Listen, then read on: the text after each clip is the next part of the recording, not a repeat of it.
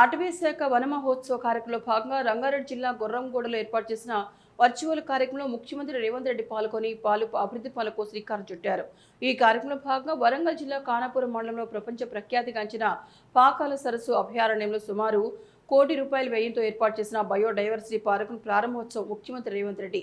ఈ కార్యక్రమాన్ని పాకాల సరస్సు వద్ద ఏర్పాటు చేసిన వర్చువల్ మానిటరింగ్ ను మహబూబాబాద్ ఎంపీ బలరాం నాయక్, నర్సింపేట ఎమ్మెల్యే దొంతి మాధవరెడ్డి, జిల్లా collector Satyasharada, CP Sunpreet Singh, DFO లిఖితతో పాటు పలు శాఖల అధికారులు వీక్షించారు. అనంతరం ఎంపీ ఎమ్మెల్యేలు పలు అభివృద్ధి పనులకు శంకుస్థాపనలతో పాటు సఫారీ వాహనాలను ప్రారంభోత్సవం చేశారు. గౌరవ రాష్ట్ర ముఖ్యమంత్రి గారి ద్వారా పాకాల బయోడైవర్సిటీ పార్క్లో చాలా అమ్యూనిటీస్ మనము ఓపెన్ చేసుకోవడం జరిగింది. ఇందులో మనము ఇందాక చూసిన ఎన్విరాన్మెంట్ ఎడ్యుకేషన్ సెంటర్, తర్వాత butterfly garden, CC road and children's park, safari vehicles, ఇవన్నీ కూడా మనము వీటన్నిటి కాస్ట్ వచ్చేసి మనకి ఆల్మోస్ట్ 1.82 crores వరకు ఉంటుంది. సో ఇవి నైట్ క్యాంపింగ్ ఏరియా కూడా మనకి ఉంది. సో ఇక్కడి నుంచి మనం ఈకో టూరిజంని బూస్ట్ చేయాలి అంటే దాన్ని ఇంకా ఫర్దర్గా ప్రమోట్ చేయాలి అనే దిశగా మనము ఈ ప్రణాళికలో మనం ఆలోచన చేసినాం. ఎందుకంటే పాకాలలో మీకు ఎక్కువ శాతం మనకి కనిపించేవి పక్షులు. ఇక్కడ ఇంటర్నేషనల్ బర్డ్ వాచింగ్ సైట్ అంత పొటెన్షియల్ ఉండే ప్రాంతం. ఎందుకంటే మనకుండే పాకాల లేక్లో కూడా 102 బర్డ్ స్పీషీస్ ఉన్నాయి. సో మైగ్రేటరీ బర్డ్స్, ప్రపంచంలో నలుమూలల నుంచి బర్డ్స్ ఇక్కడికి ఆయా సమయాల్లో క్లైమాటిక్ నేచర్ని బట్టి వస్తుంటాయి. సో ఈ ఇంపార్టెన్స్ అన్నిటితో పాటు మనకి ఇక్కడ ఈ వాటర్స్లో ఉండే డిఫరెంట్ స్పీషీస్ ఆఫ్ క్రొకోడైల్స్ కూడా ఉన్నాయి.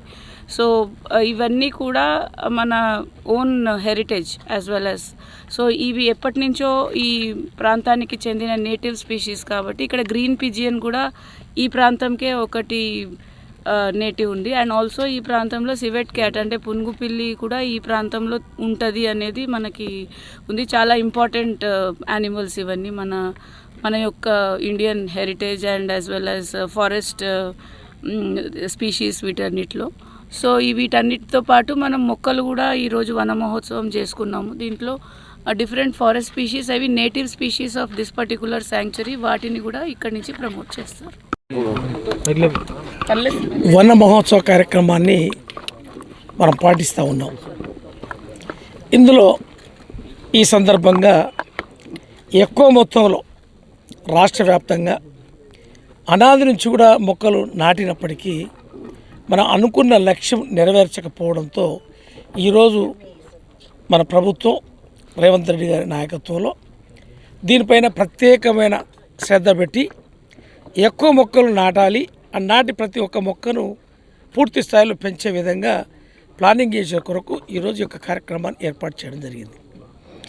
అయితే ఈరోజు మొక్కలు పూర్తి స్థాయిలో పంట పొలాల్లో కానీ అడవి ప్రాంతంలో కానీ చాలా పెద్ద ఎత్తున డిఫారెస్ట్ అయిపోయి వాతావరణం సమతుల్యం ఇది ఈరోజు తారుమారైపోయి వర్షాకాలంలో సకాలంలో వర్షాలు రాకపోవడం, ఎండాకాలంలో ఎండలు రాకపోవడం, అంటే పూర్తి స్థాయిలో భిన్నంగా ప్రకృతికి పూర్తి స్థాయిలో ఇబ్బంది. ఈరోజు ఈ యొక్క వాతావరణం సమతుల్యం లేకపోవడం ఈరోజు మనం చాలా ఇబ్బందులు పడుతున్న నేపథ్యంలో వచ్చే రోజుల్లో ఈ పూట కనుక మనం పాటించి ఈ మొక్కలు కనుక నాటకపోయినట్టయితే వచ్చే రోజుల్లో జీవనం మనుగడ మరి చాలా ఇబ్బంది జరుగుతుందనే దూరదృష్టితోటి ఈ యొక్క కార్యక్రమాన్ని కొనసాగుతూ ఉంది.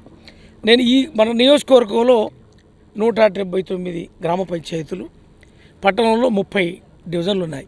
ఈ 30 డివిజన్లో 179 గ్రామ పంచాయతీ పరిధిలోతో పాటు ఫారెస్ట్లో ఈ యొక్క కొంత ప్రాంతం మన దగ్గర ఫారెస్ట్ కూడా ఉంది. ప్రతి ఒక్కరూ ఇంటితో పాటు ప్రతి ఒక్కరు కూడా ఒక 10 మొక్కల్ని నాటే విధంగా మనం ప్రణాళిక తయారు చేసుకొని మొక్క నాటాలి, అది పెంచాలి. మరి వచ్చేసరికి అది పూర్తి స్థాయిలో